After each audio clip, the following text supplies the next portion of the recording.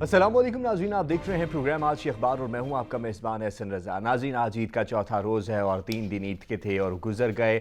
और ईद की खुशियों की अगर बात करें तो इस मरतबा हमें जो मीठी ईद है वो कुछ फीकी फीकी सी नज़र आई और यही चंद सालों से हम देख रहे हैं। सवाल यहाँ पर भी बनता है कि हमारी जो रवायात हैं वो पता नहीं कहाँ चली जा रही हैं और ना हमें वो ईद कार्ड नज़र आए, ना वो हमें मिठाइयाँ तकसीम होती हुई नज़र आई और ना हमें उस तरीके से लोग एक दूसरे को गले मिलते हुए नज़र आए। के बीच में कोरोना का गैप भी आया था और फिर उस गैप के बाद एक तशनगी सी थी, लेकिन वो मामलात वैसे के वैसे ही नजर आए, बल्कि जैसा लगता था कि अभी भी उसी की तरह मामलात चल रहे हैं, कोरोना चल रहा है और लोग अपने अपने कामों में मसरूफ हैं और ईद की एक अछूतापन होता है वो हमें नज़र नहीं आया, बल्कि बिल्कुल ऐसा लगा जैसे कि हम एक नॉर्मल रूटीन डे में सफ़र कर रहे हैं और कोई ऐसी हमारी ज़िंदगी में नई रानाई नहीं आई, नई खुशी नहीं आई। लेकिन ईद थी बहरहाल और ईद खुशियों का त्यौहार होता है और हमें इसे उसी तरीके से मनाना चाहिए जैसे कि इसको मनाने का हक है। साथ ही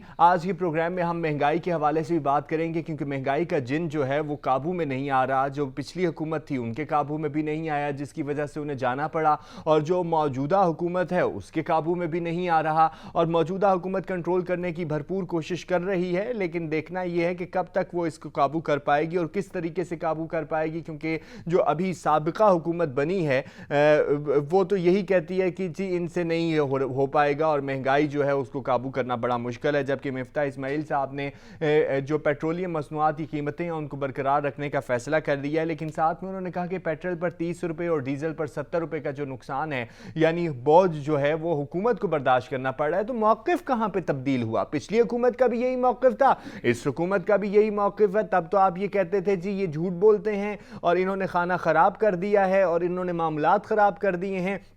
और इसके जवाब में हमाद अजहर साहब ने भी ट्वीट किया, उन्होंने कहा जी कि इन्होंने मामलात ख़राब कर दिए हैं, इन्होंने खाना ख़राब किया है और वार करने से एक दूसरे के ऊपर कोई बाज नहीं आता। एक दूसरे के ऊपर इल्ज़ाम साबिका हुकूमत, मौजूदा हुकूमत, मौजूदा हुकूमत, साबिका हुकूमत, इल्ज़ाम तराशी जारी और सारी है, लेकिन इन मामलात को हल कौन करेगा, ये एक बहुत बड़ा सवाल है। जबकि दूसरी जानिब बिल आखिर हुकूमत ने साजिशी ख़त के ऊपर कमीशन बनाने का फ़ैसला कर ही लिया है और उन्होंने कहा कि हम इसके ऊपर कमीशन बनाएंगे, ऐसा कमीशन बनाएंगे कि कोई उंगली नहीं उठा सकेगा। जबकि तहरीक इंसाफ का मुतालिबा है कि आज़ाद जुडिशल कमीशन के सिवा वो किसी का फैसला ही नहीं मानेंगे। कमीशन बहुत बने, कमीशन की रिपोर्ट्स भी बहुत आई, लेकिन नतीजा क्या निकला? क्योंकि पिछली हुकूमत ने भी बहुत से कमीशन बनाए थे, बहुत से स्कैंडल्स आए थे और फिर उसके बाद बहुत सी रिपोर्ट्स भी आई थी, लेकिन फिर क्या हुआ वो हम सालों से देखते आ रहे हैं। हम भी दुआ करते हैं कि अब भी जो कमीशन बने वो रिपोर्ट आए, वो कोई फैसला साज हो। और साथ ही फराह साहिबा के हवाले से भी बात करेंगे, उनको दुबई से वापस लाने की कोशिशें की जा रही हैं, तो ये भी जो मौजूदा हुकूमत है उनके लिए चैलेंज है, क्योंकि साबिका हुकूमत भी बहुत से लोगों को बाहर मुमालिक से लाने की कोशिशों में जारी रही, ना ला पाई, और ये हुकूमत जो है इस जो अभी जाने वाली हुकूमत है उसके लोगों को लाने की कोशिश में है, तो देखेंगे ला पाती है या नहीं। जबकि शीरी मजारी साहिबा के खत भी जा चुके हैं और ये कहा जा रहा है हुकूमत की जानिब से कि ये बैरूनी एस्टेब्लिशमेंट को दावत है कि वो हमारे मामलात में आके देखें। और इमरान खान साहब आज जलसा करने जा रहे हैं, हुकूमत को घर भेजने का मिशन। लेकिन साथ ही मैं आज मुनीर साहब से यह भी जानूंगा कि घर भेजने का मिशन तो है, दिन की रानाइयां तो हैं, लेकिन बीच में इसमें चांद रात का भी जिक्र होना बहुत ज़्यादा ज़रूरी है। तो मुनीर साहब आज हमारे साथ स्टूडियो में मौजूद हैं, सीनियर तज्जियाकार हैं। मुनीर अहमद साहब बहुत शुक्रिया वक्त देने का। अस्सलाम वालेकुम और गुजरी हुई ईद आपको बहुत मुबारक हो सर। अल्हम्दुलिल्लाह सर। कैसी गुजरी आपकी ईद? कैसी गुजरी सर?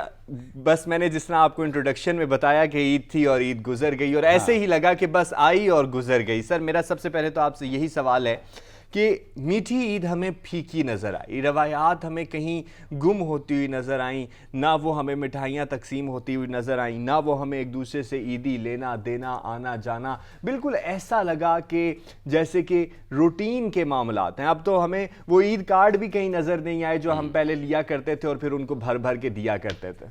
अच्छा, उसमें ऐसे दो तीन बातें हैं। पहली बात तो ये है कि ईद कार्ड्स की आपने बात की। ईद कार्ड तो ख़त्म हुए जब से ये इंटरनेट और डिजिटल दौर शुरू हुआ है, कार्ड्स ख़त्म होना शुरू हो गए थे।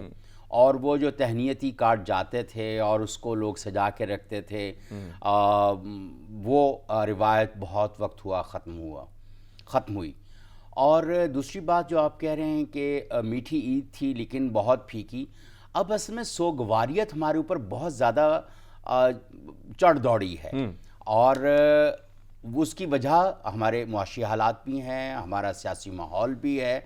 हालांकि आपने देखा होगा कि बारिश की वजह से मौसम बड़ा आशकाना हो गया था जी, खुशगवार नहीं, आशकाना हो गया था, बाकायदा आशकाना हो गया था। लेकिन जितना हमारे मुल्क का माहौल है उसमें हमें आशकी नजर नहीं आई। मुल्क का माहौल तो हमारा बहुत शाखसाना है। अच्छा। वैसे भी मैं अक्सर कहता हूँ कि क्लाइमेट चेंज की वजह से, मौसमी तगय्युरात की वजह से जो पहले मौसम आशकाना होते थे अब बहुत शाखसाना हो गए हैं। लेकिन ऊपर से ये है कि जो हमारा सियासी माहौल है ना, वो सोने पे सुहागा, उसने शाखसाना को भी मल्टीप्लाई कर दिया है।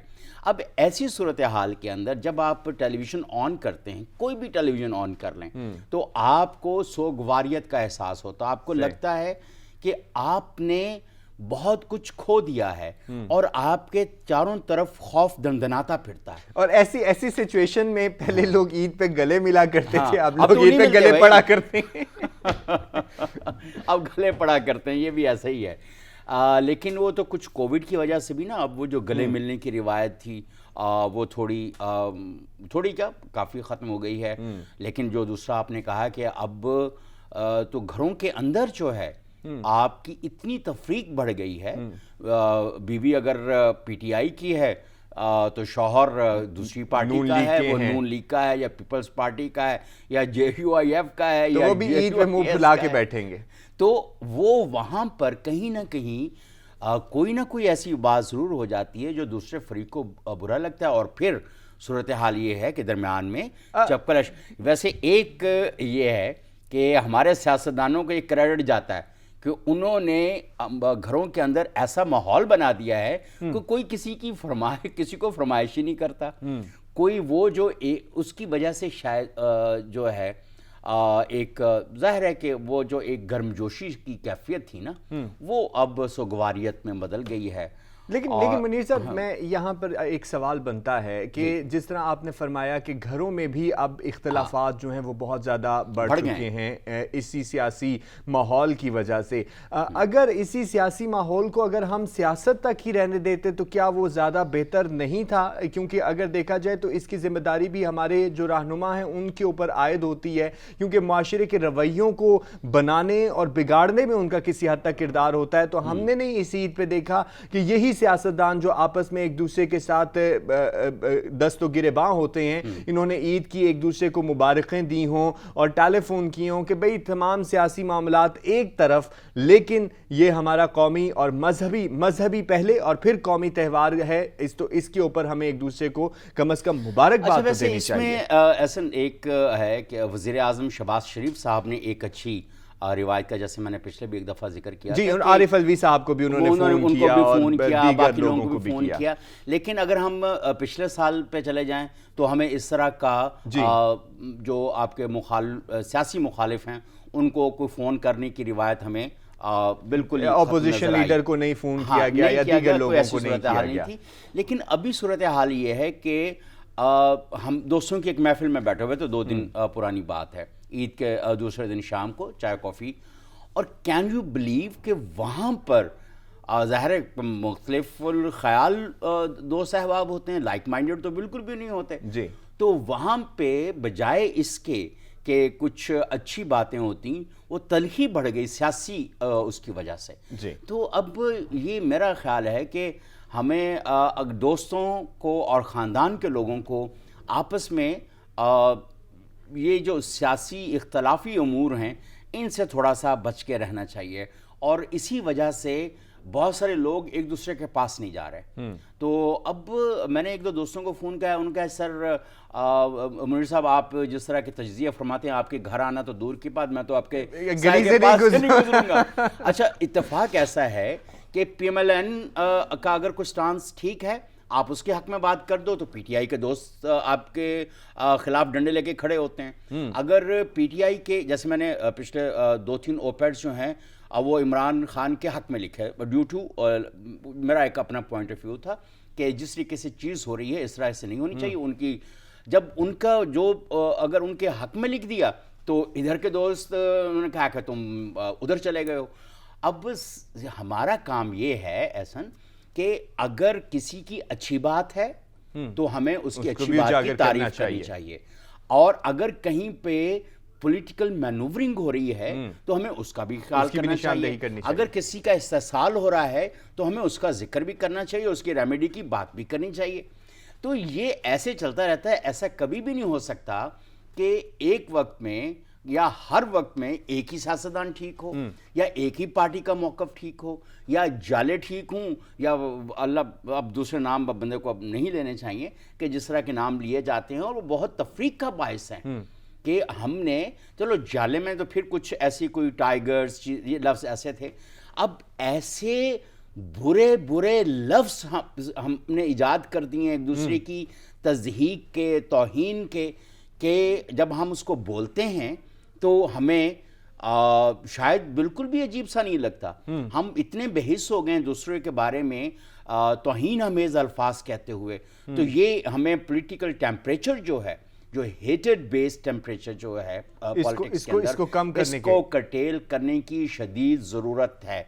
मैं बार बार ये कहता हूँ, गॉड फॉरबिड ये अगले चंद महीनों में हालात कंट्रोल से बाहर हो जाएंगे, और जिस तरीके से मुनाफरत फैलाई जा रही है और उसके ऊपर मुनाफरत का तेल डाला जा रहा है, ये अगले चंद महीनों में, और आपके लिए अगले इलेक्शंस अगर जैसे इलेक्शन कमीशन ऑफ पाकिस्तान ने कहा कि वो अक्टूबर से पहले नहीं, अक्टूबर नवंबर में भी अगर इलेक्शंस होते हैं तो आपके लिए इन इलेक्शंस को संभालना मुश्किल हो जाएगा। चाहे फिर आपको स्टेट रिट अभी भी नहीं नजर आ रही, तो उस वक्त तक तो जब ये बहुत फ्यूल अप हो जाएगा या फ्लेयर अप हो जाएगा तो कैन यू बिलीव आप फिर इसको कंट्रोल नहीं कर पाएंगे। ये फिर ये जो इस वक्त सियासी तफरीक है, ये खुदा ना खास्ता अगर सिविल वॉर में बदल जाती है, आप जैसे अभी गली मोहल्लों के अंदर दंगा फसाद शुरू हो चुके हुए हैं, और अगर इसी तरह से मुनाफरत जारी रही और अगर सियासतदानों का स्टांस नहीं बदला, बल्कि पिछले दिनों क्या, अभी चंद रोज़ पुरानी बात है, इससे पहले हमारे रमज़ान के महीने में कुछ दोस्त अहबाब बात कर रहे थे कि ये पीटीआई के लोग इतने मुश्तिल हैं, इतना फलां कर रहे हैं, तो जो बाकी सियासी पार्टियां हैं इनको भी अपनी एक ऐसी यूथ फोर्स बना देनी चाहिए कि जो इनके साथ मुकाबला कर सके।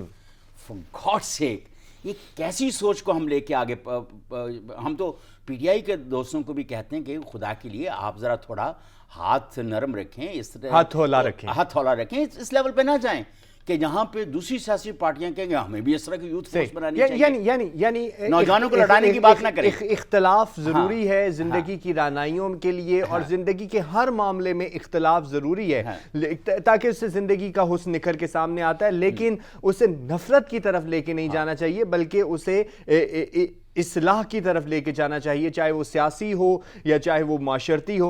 थोड़ा सा आगे बात करते हैं मुनीर साहब। महंगाई जो है वो उसका जिन जो है वो बोतल से बाहर है, और पिछली हुकूमत उसे काबू करते करते चली ही गई, मौजूदा हुकूमत से भी वो काबू हो नहीं पा रहा। वजह क्या नजर आती है? अच्छा देखें, ओवरऑल पूरी दुनिया में इन्फ्लेशन है, तो ये तो पिछली हुकूमत का भी स्टांस था। मैं यही अर्ज कर रहा हूँ कि लेकिन कुछ हुकूमतों ने दुनिया में उसके लिए कोई मेजर्स लिए हैं। उन्होंने देखा है कि जो वल्नरेबल ग्रुप्स हैं, जिनके ऊपर महंगाई ने ज़्यादा असर किया है या कर रही है, तो उनको कहीं ना कहीं से किसी तरीके से रिलीफ दिया गया।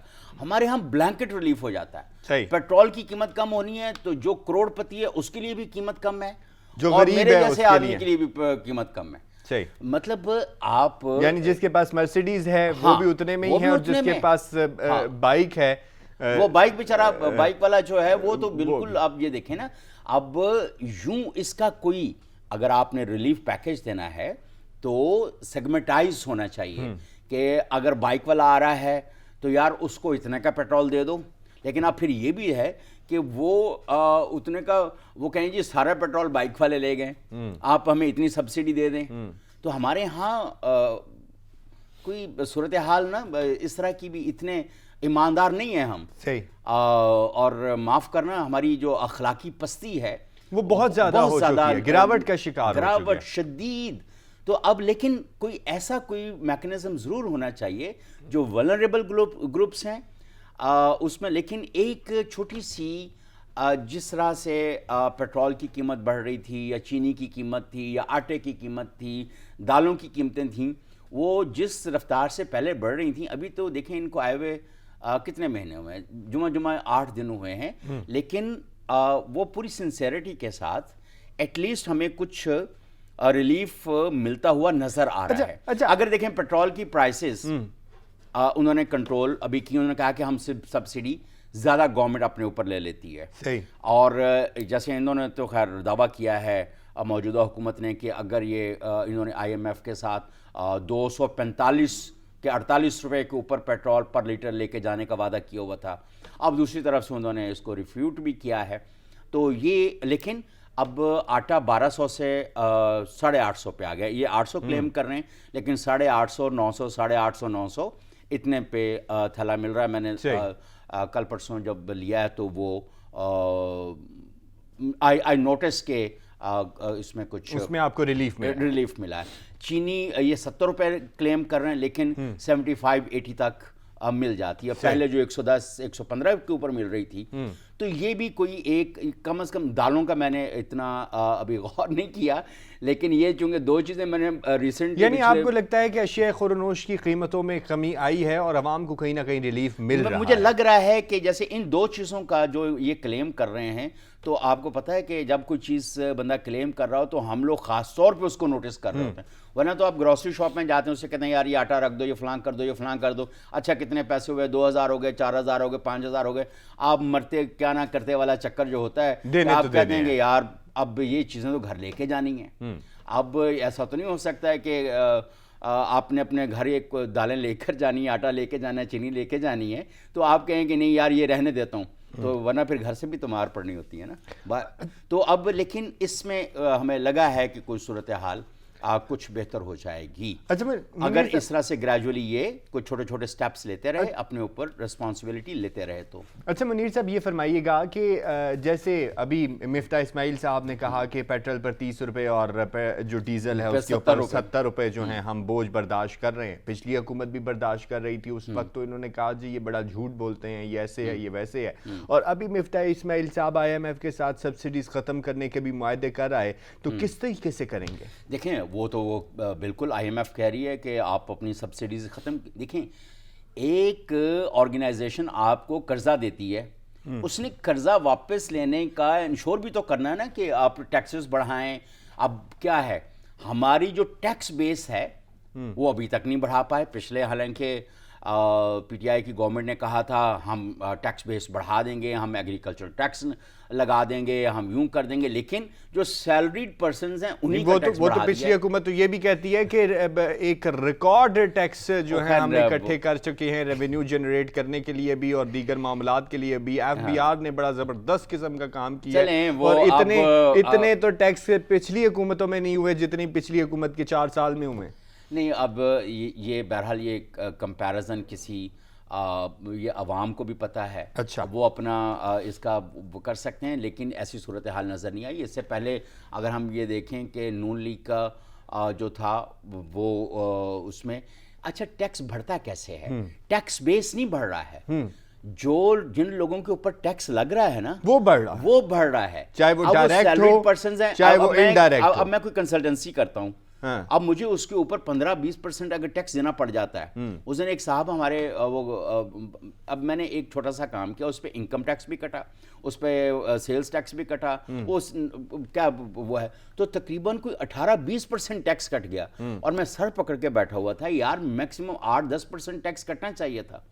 अब ये बड़ी, एक तो काम बड़ी मुश्किल से मिलता है, और उसके ऊपर से अगर 18-20% टैक्स कट जाए तो टैक्स इस तरह से बढ़ा है, टैक्स बेस नहीं बढ़ी। अगर PTI ने प्रॉमिस किया था कि हम एग्रीकल्चर सेक्टर पे टैक्स लगाएंगे तो क्यों टैक्स नहीं लगा? अगर उन्होंने कहा था कि हम टैक्स बेस बढ़ाएंगे तो क्यों टैक्स बेस नहीं बढ़ा? अगर ट्रेडर्स का ऊपर उन्होंने शॉप्स के ऊपर टैक्स लगाया था तो वो टैक्स क्यों कलेक्ट नहीं हुआ?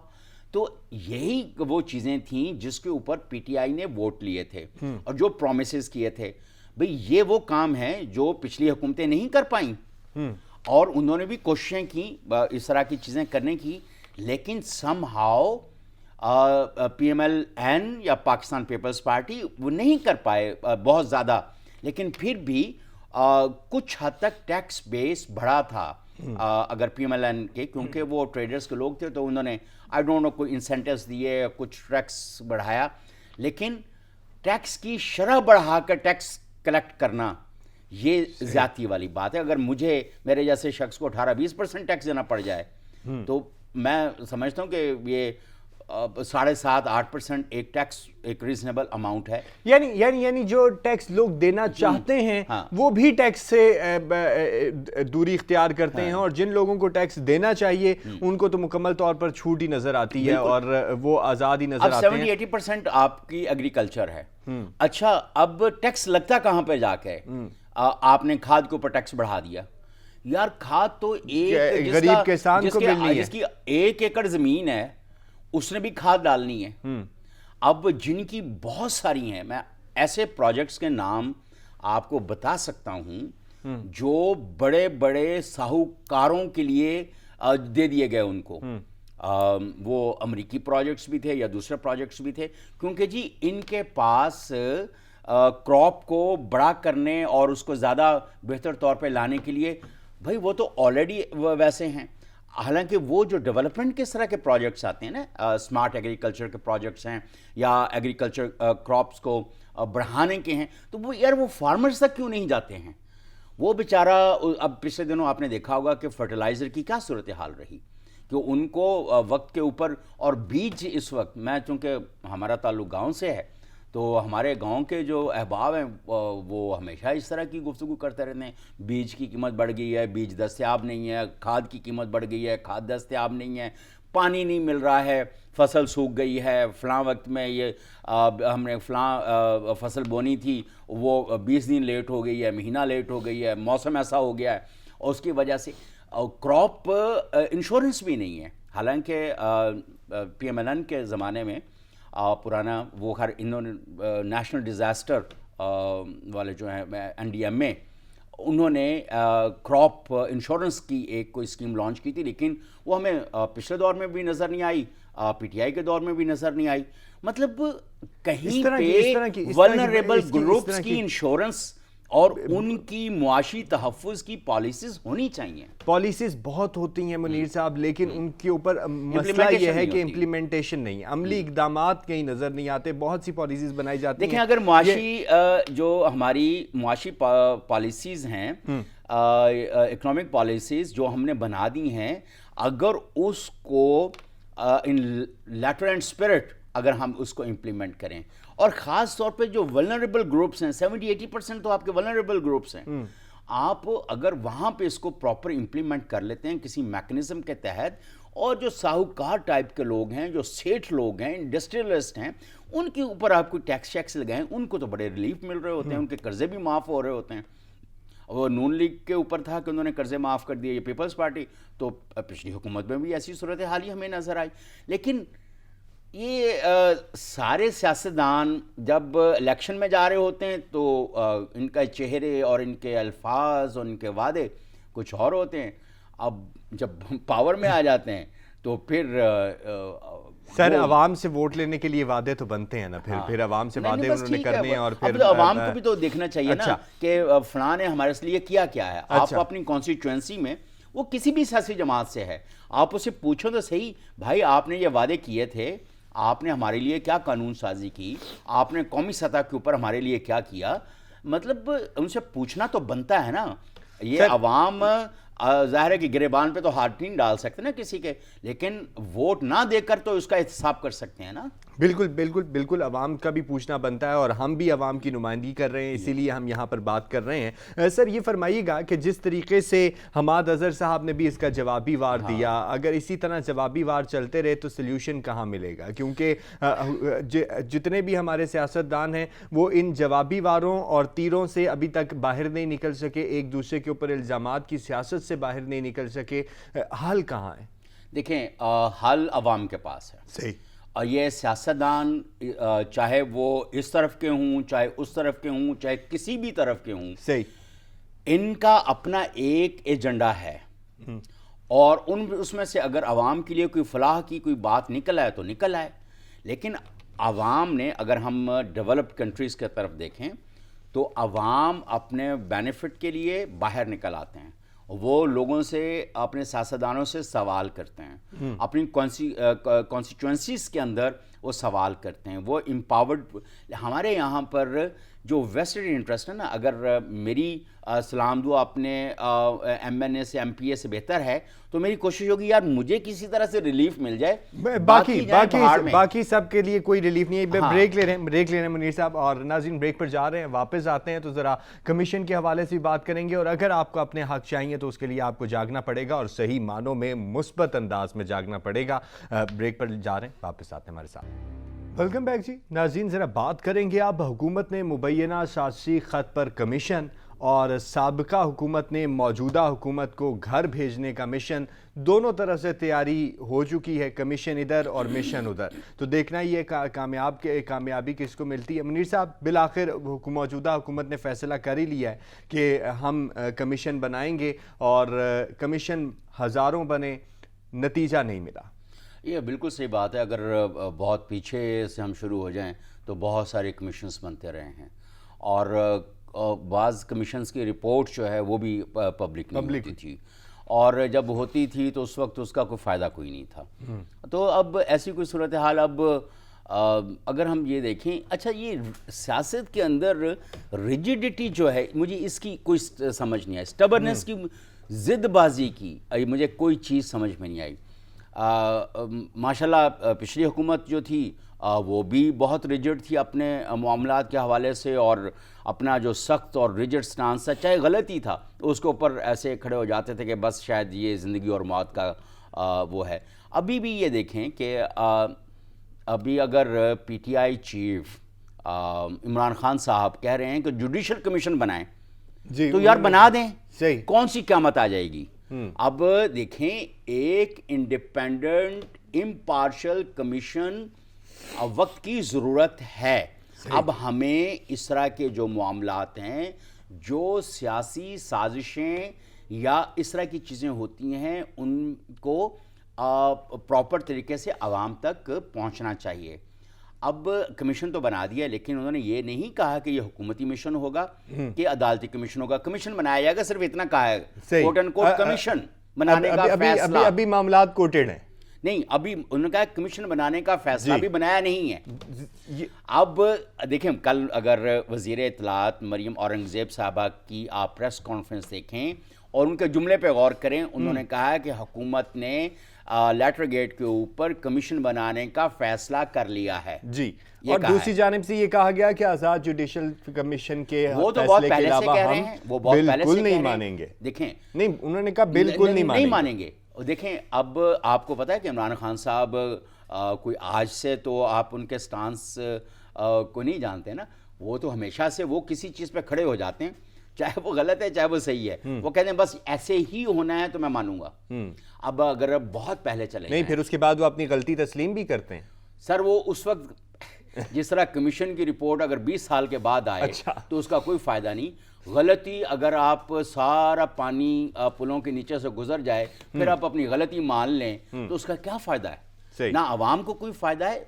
मसला तो ये है कि जब आप पिच के ऊपर मौजूद हैं और आपको पता है कि बॉलिंग किस तरह की हो रही है, उस वक्त आप दानिशमंदाना फैसला करें तो फिर आपकी फतह हो सकती है।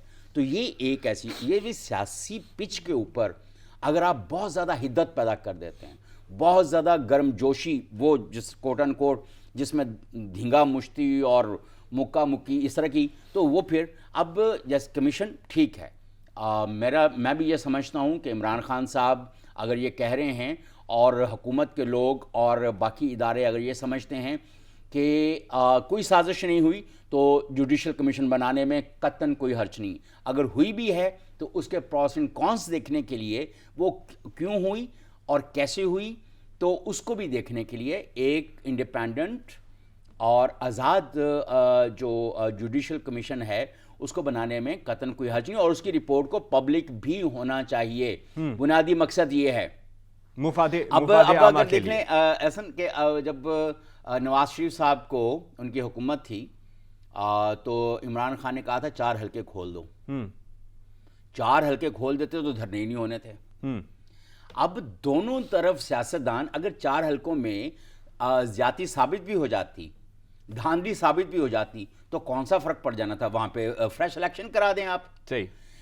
हमारे सियासतदान दोनों तरफ से, तीनों तरफ से, चारों तरफ से, बल्कि मैं कहता हूं 8 तरफ से, हर सम से इतने रिजिड हैं।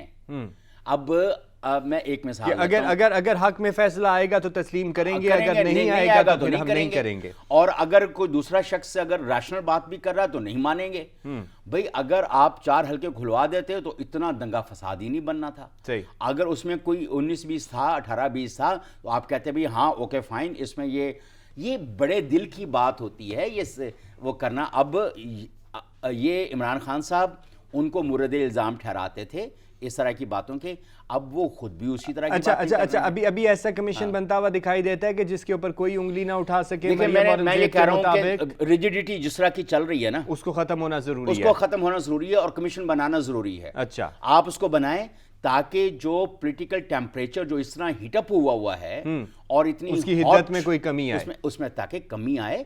और इसमें कतन कोई नहीं, अगर कोई 19-20 ऐसी चीजें हैं, लोगों के ग्रीवेंसेस हैं और दूसरे पॉलिटिकल पार्टीज के पॉलिटिकल एलिमेंट्स के, उसको दूर होना बहुत जरूरी है। Political reconciliation is a process that shell go on all the time. अगर अब मैं एक छोटी सी मिसाल देता हूं कि अभी हमने रिसेंटली देखा प्रेसिडेंट ट्रंप जैसा मुश्किल से प्रेसिडेंट जो है वो दुनिया में कम ही आते हैं, जबकि इमरान खान साहब कहते हैं कि मेरी उनसे काफी ज्यादा मुमासलत है। अब देखें अगर मुमासलत वो कहते हैं ना, तो प्रेसिडेंट ट्रंप को अगर पेंटागन या उनकी कांग्रेस या अंदर से कोई भी कहता था कि सर ये आपने जरा गलत शॉट खेल दिया है या आपने गलत बात कर दी, जरा थोड़ा सा इसको, तो वो रिकंसाइल कर लेता था। अब अगर तो ये इमरान खान साहब कहते हैं उतने ही हार्श और उतने ही वो जिस तरह प्रेसिडेंट ट्रंप हैं, तो प्रेसिडेंट ट्रंप की अच्छी बात से भी तो सीखे ना, कि जैसे उसने कई ऐसे बयान दिए जो बिल्कुल भी मुनासिब नहीं थे। तो जब उनको कहा गया कि भाई you have given a very irrational statement, तो उन्होंने उसको पे यानी उसको विथड्रॉ भी किया या उसके ऊपर इतना जोर नहीं दिया, वो पीछे भी हटे।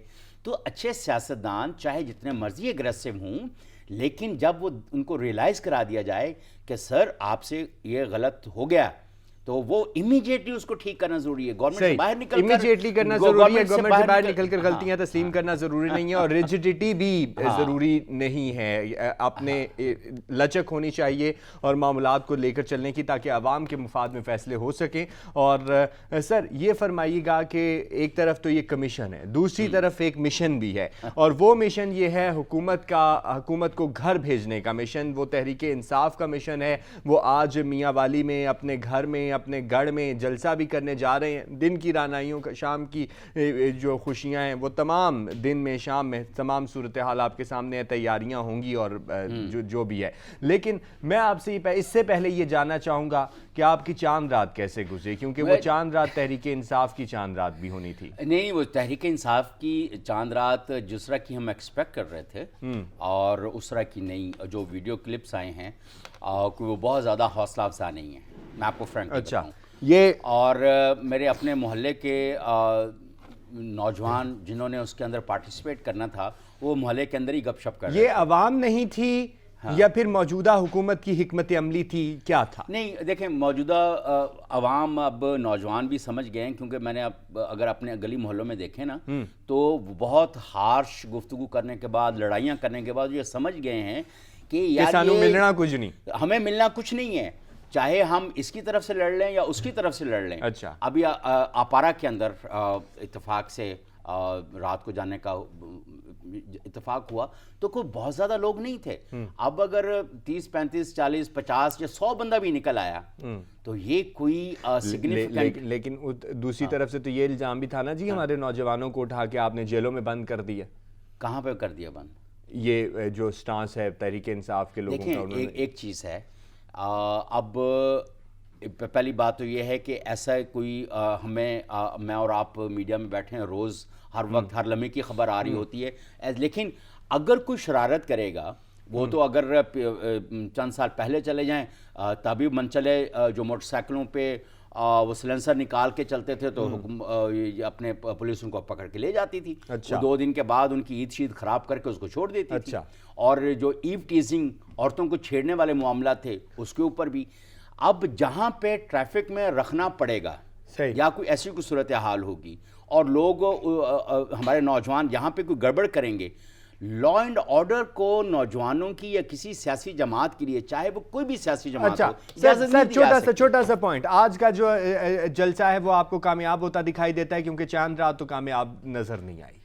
देखें सियासी जलसे, इमरान खान साहब क्राउड पुलर तो हैं। अच्छा।